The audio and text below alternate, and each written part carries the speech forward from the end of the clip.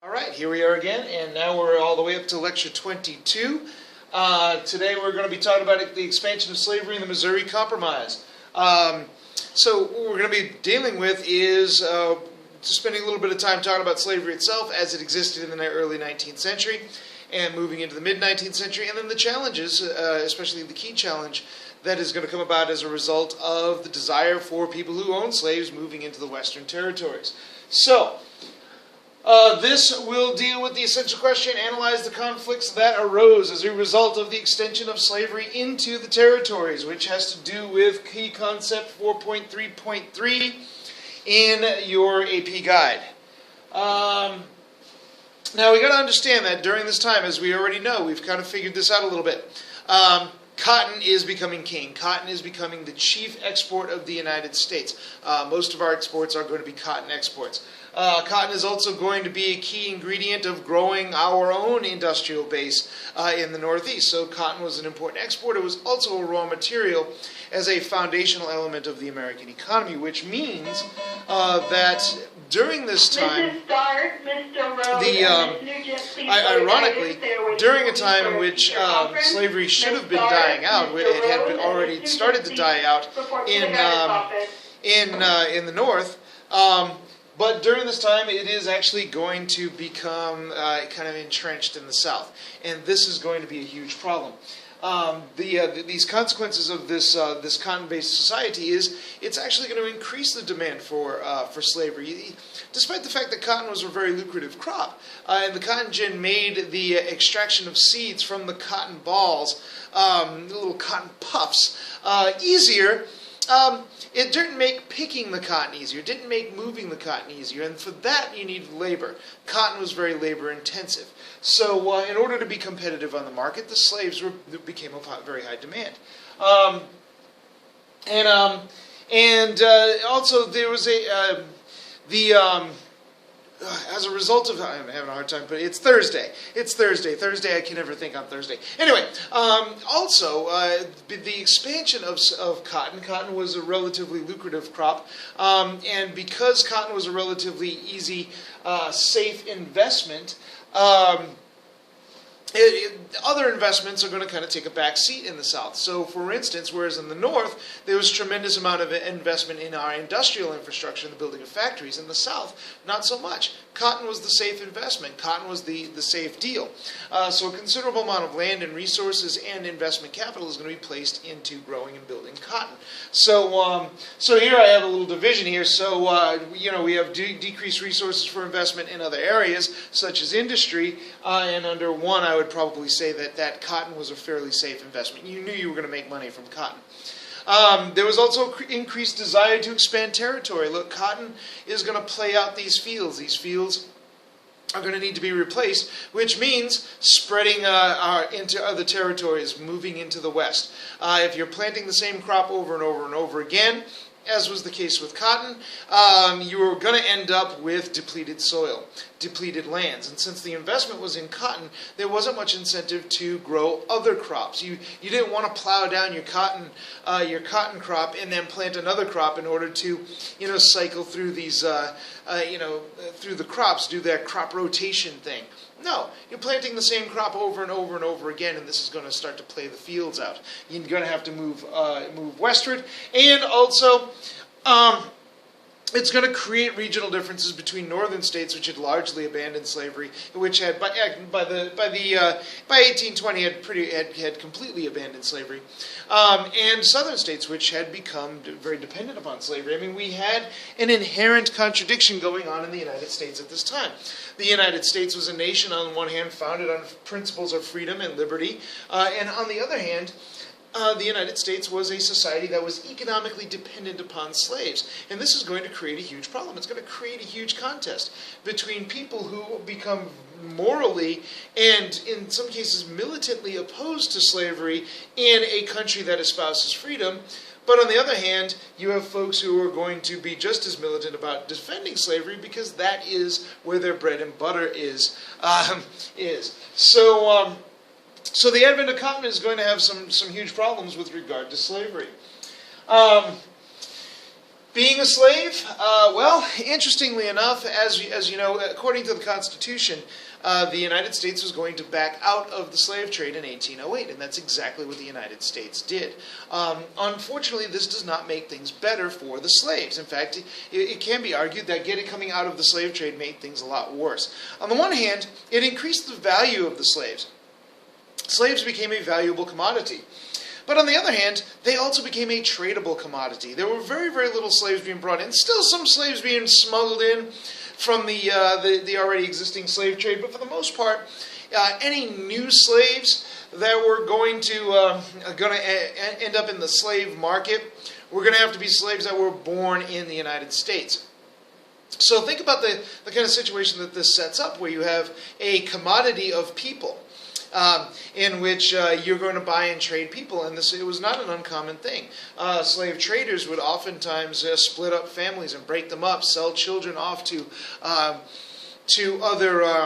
to other plantations, to sell breeders, or fertile men and women to other plantations, for money. I mean, they were considered property; they were considered chattel.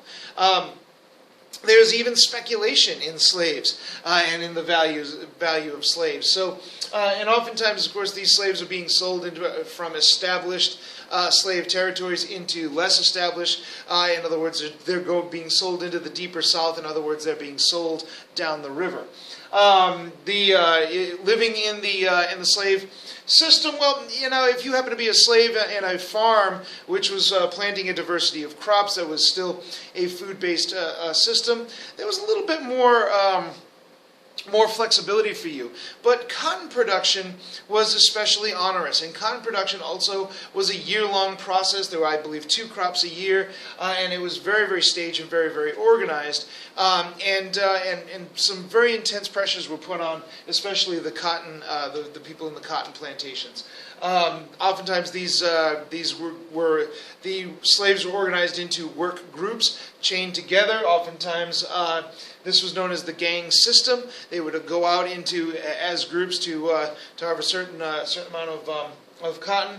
If you're expected to bring in 150 pounds of cotton a day, that's pretty arduous work. Lifting these bales of cotton and doing this arduous cotton labor was very difficult. So you're going to go out into the fields. You're going to be out there all day long, from sun up until sundown, and you are going to be expected to work at peak performance. Of course, you also had somebody above you, known as a slave driver or a supervisor, who was going to motivate you, and he was going to motivate you with a whip. If you slowed down, you would get whipped. This was not a good existence. We also had slaves who served as house servants. These were people who, they were the house slaves. They worked in the house. They did the domestic chores. Sometimes they were male butlers and assistants. Sometimes they were nannies. Sometimes they were wet nurses. They were slave mothers who were then consigned to breastfeeding the white babies, the white children. So these women were kept in a constant state of lactating. It was very difficult. These were very difficult jobs, and of course, all of these slaves are going to be subject to the abuses and the exploitation that comes with being in such a submissive, subordinate role compared to a dominant. And in fact, it was very interesting, of course, there was actually a psychological term created at the time called drapetomania. And drapetomania is one of my favorites. So, of course, it's a kind of definitional thing of psychology, in which it was decided, why are all these slaves wanting to run away? There must be something wrong with them. We treat them so well. So so slaves who had a tendency to constantly run away were defined as suffering from this psychological problem that would, kind of induce them to run away from their slave masters, called drapetomania. No matter how much we beat them or no matter how well we treat them, they still want to run away. So there must be something psychologically wrong with them. There's nothing wrong with being a slave, of course. It's just there's something wrong with the slave who wants to run away. Despite this, slave families are going to be an integral part of slave life, but these slave families are going to be set up and organized a little bit differently from the norm, of course, because the slave family was inherently unstable. At any given time, your owner could sell you or sell your children to another plantation, and you will never see them again.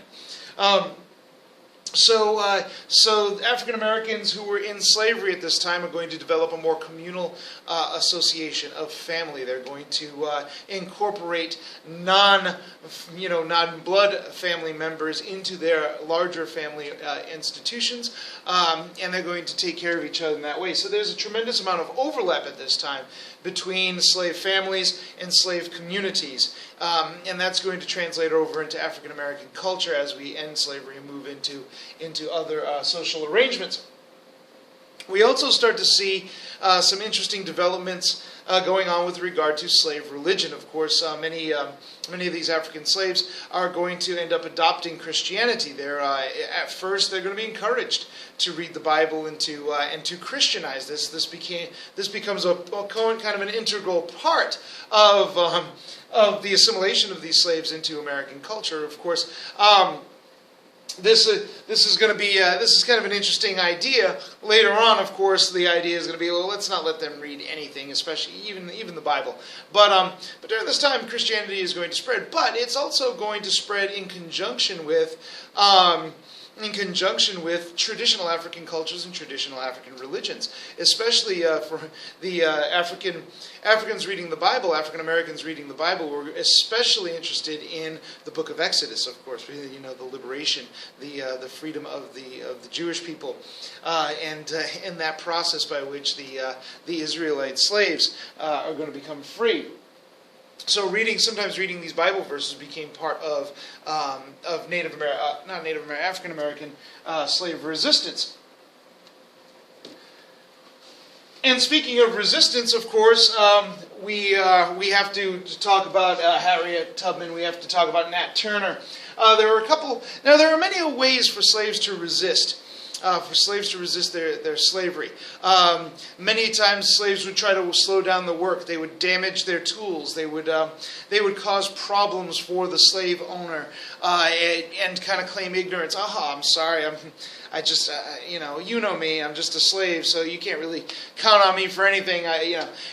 So there were little microscopic or oriented means of resistance, but there were some larger ways of resisting slavery as well. Of course, the primary way is escape.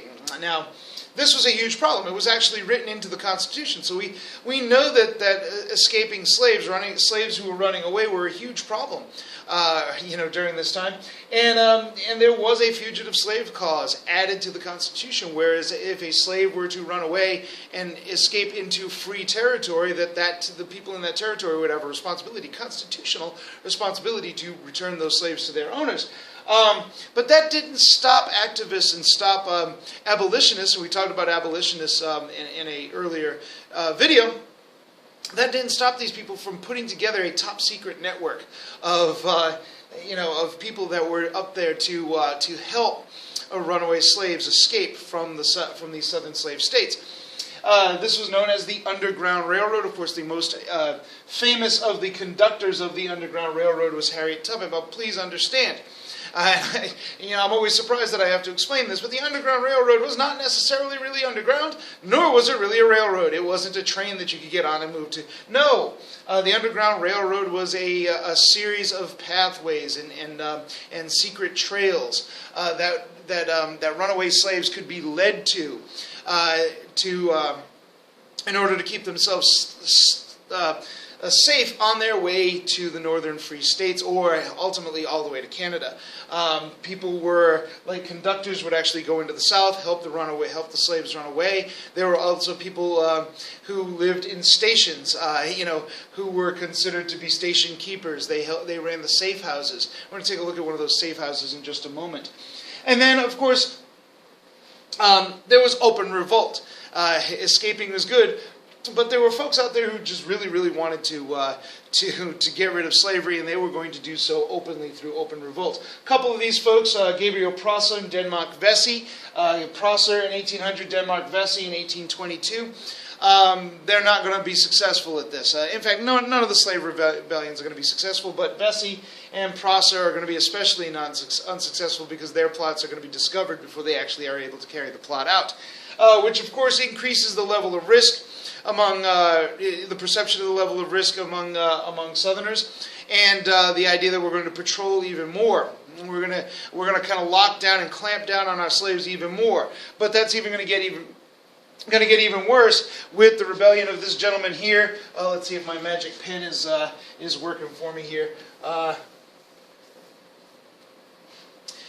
This is a fellow by the name of Nat Turner. Now, Nat Turner was a preacher. What would happen is many of these slaves, in practicing their religion, they would leave the plantation secretly at night, and they would conduct their own church meetings and their own church, their gospel meetings out in the woods. Well, one of those preachers was this fellow here, a guy by the name of Nat Turner. And Nat Turner decided, hey, you know what? This isn't good enough. What we need to do is we need to get a bunch of people together, and what we'll do is we'll go to a plantation, we'll kill the plantation owners, and we'll free the slaves from those plantations, and we'll move on to the next plantation. And then ultimately what we'll have is a slave army, which we could use to free all of the slaves. So he tried to carry this. He and 5 of his friends decided to carry this out. They're going to actually kill 55 white Southerners during this time. They will build almost, not quite an army, but they're going to get an army of about 60 slaves until eventually they're finally attacked and captured and broken up and hanged. But now this is going to be really, really traumatic to Southern whites. So Southern whites are now going to realize, hey, wait a minute, we are surrounded by people who are dangerous to us, and yet we are dependent upon them for our economy. So Southern whites are going to become a lot more fearful and a lot more scared of the potential of their of their slaves rebelling. Slaves themselves are going to experience a clampdown on their freedoms, whereas some of the slave owners may have been a little bit permissive and not had very strict boundaries with their slaves, allowing them certain freedoms and privileges. After the Nat Turner Rebellion, many of these slave owners are going to say, no, we're not going to give you an inch, because we see what just happened. We just killed about 50 Southern white people were killed here. So, unfortunately for slaves, as a result of Nat Turner's rebellion, slavery is going to be even more oppressive than it had been before. And this, of course, put free blacks in a very uncomfortable and very severe position as well, as free blacks were considered to be a source of rebellion and a source of negative influence on African Americans, on slaves in the South. Strict codes to keep free blacks separate from white people and keep them from influencing the slaves of the South were going to be put into effect, and this is going to make life a lot more difficult for everybody involved. This is what I was talking about, one of these safe houses. Now, this is a place that you can visit. It's the Levi Coffin House in Fountain City, Indiana. And this house was run by abolitionists Levi and Catherine Coffin, pictured here. But take a look at this. This is really neat. This is a bedroom located up in the attic, up in this area here. That area of the house. But take a good close look. This is not a closet. This is, in fact, a door, a secret door that led into a little tiny room. And this is where runaway slaves would come and to spend the night and to rest from their escape. And they would go into this room, and then the coffins would simply slide the bed over, and you can see that the door fits perfectly behind the bedpost or the headboard there, so that they can use the bed to hide the door from people coming in and expecting to find these runaway slaves. It's really ingenious, and there were many of these houses, situated along the Underground Railroad to help bring these slaves to safety. Now, despite the fact that slavery was a phenomenally bad idea, as far as from a moral position, there was plenty of people out there who were trying to defend slavery. A couple of them are written here. I'm not going to read these out to you. These are some interesting sources, but you can read them on your own. But to kind of summarize some of these defenses of slavery, of course, the most basic and probably the best defense of slavery was that, simply put, slavery was perfectly legal. It was in the Constitution. So it's in the Constitution. What are you going to do? It's perfectly legal. I am within my rights to own slaves. Don't like it? Then don't own slaves. But I am within my legal rights to own those slaves.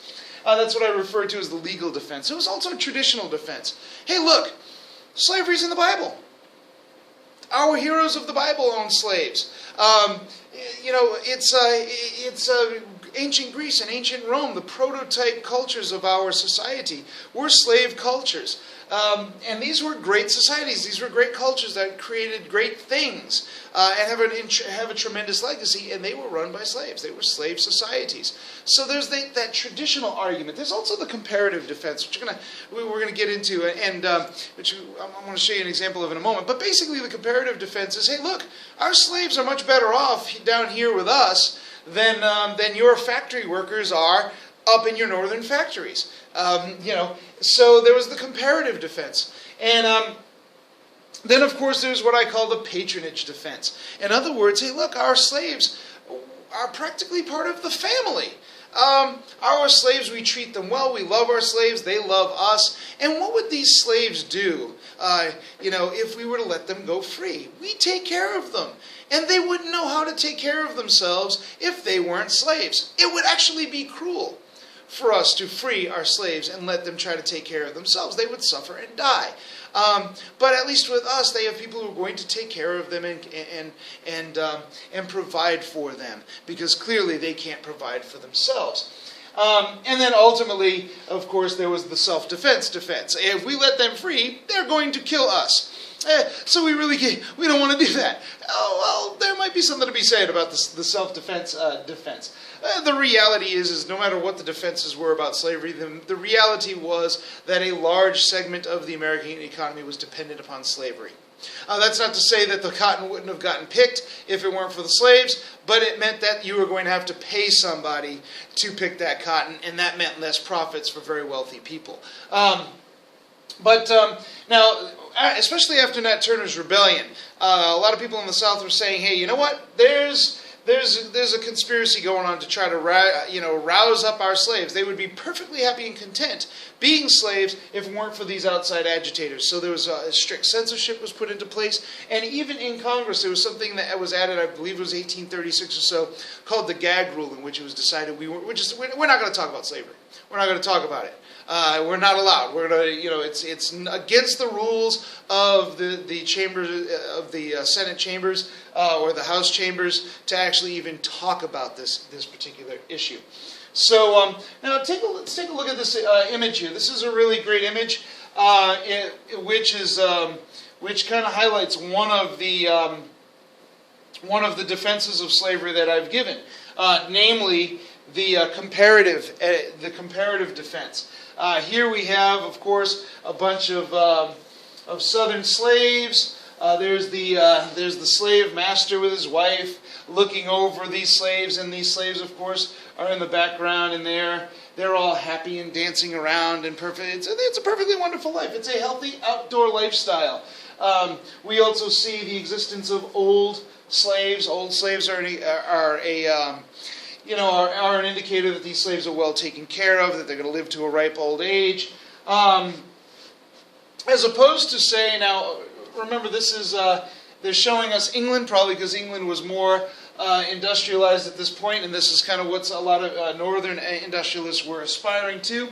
And here you have a relatively cold and heartless, boss or rentier, and we can see the factories in the background there, so we know that this is an industrial town. And of course, here we see a woman who is dying with her child suckling at her breast. I mean, this is very, very disturbing stuff. So what we're saying here, of course, is our Southern slaves are so much better off than these folks who are supposedly free in the industrial system. Unfortunately, this was not, such a bad argument, and we're going to talk about the abuses of the industrial system later on. Of course, that's not a justification for slavery. But, the counter-argument to that is you can't use one form of exploitation to justify another form of exploitation. Yes, you're being exploited, but at least you're not being exploited like this.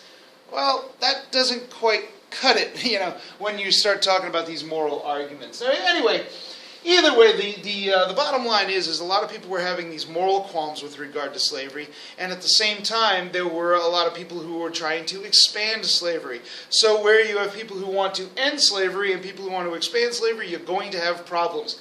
And this is going to have to do literally with American expansion into the West. Now, during this time, it so happens, around 1819 or so, that there was, for the most part, a balance in the Senate. And this balance in the Senate was going to preserve the institution of slavery. And of course, it was going to limit the arguments. I mean, if there's a balance in the Senate, if no one side can get a majority vote, there's no sense having an argument. So this was kind of keeping the lid on political conflict at this time with regard to the issue of slavery. And it just kind of worked out that Americans were traveling westward. And they weren't really traveling northwestward or southwest, eastward, or whatever. They were largely moving westward. And as it worked out, among the very first laws passed by the new nation was the Northwest Ordinance. The Northwest Ordinance declared that by the way, it was about 11 states. It was 11 northern states that were free states and 11 southern states that were slave states. And again, you couldn't get a majority in the House to deal with the issue of slavery. Not in the House, in the Senate, I'm sorry.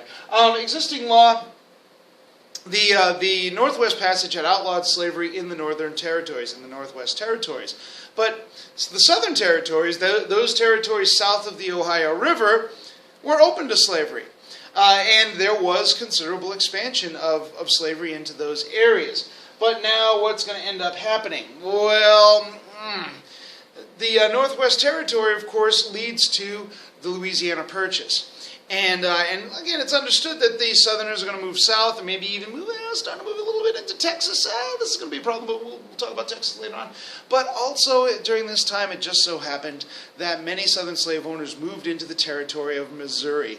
And when enough of them came together to decide that they wanted to become a state, Missouri wanted to enter as a slave state. Now, this was going to be a problem because now, if Missouri were to enter into the country as a slave state, that's going to upset the balance. There will now be 12 slave states, 24 senators versus 11 free states and 22 senators. Thomas Jefferson at this time, a very old and ailing Thomas Jefferson, he only had about a year or so to live, says, "This momentous question like a fire bell in the night awakened and filled me with terror. I considered it at once the knell or the death knell of the Union." He wasn't too far from wrong.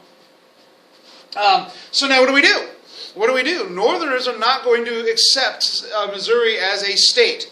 But Missouri is pretty valuable real estate. At the same time, Southerners are almost demanding that this state be entered into the Union. They want to have a much stronger balance, they wanted to have an imbalance in the Senate to protect their slaveholding rights. And this is causing a huge problem. We start to see folks, our buddy John C. Calhoun talking about secession again from the country, southern states saying we need to just be different. We need to set up our own country where we can come up with our own rules and preserve slavery for ourselves if we can't have have our constitutional right to slavery preserved in the United States. This is going to become known as the Missouri Crisis. And the Missouri Crisis will ultimately be solved largely by the efforts of this fellow, our buddy Henry Clay. Henry Clay is a huge, huge figure during this time. And he is going to come up with something that will become known as the Great Compromise. And what the Great Compromise does is, first, Missouri will be allowed to come into the country as a slave state. All right? But now how are we going to maintain the balance in the Senate? Well, the solution was found up here in Maine. Maine was traditionally a part of Massachusetts, but they were looking at their own statehood at the time, and Clay said, let's bring Maine in as a free state. That preserves the balance. Alrighty? And then what we're going to do to resolve any future issues is we are going to draw a line.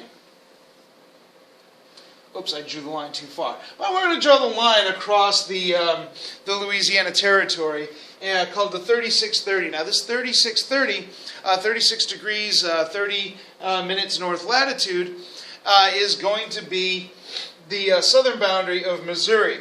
Anything above that line, any states, any territories that want to come in above that line will come in automatically as free states.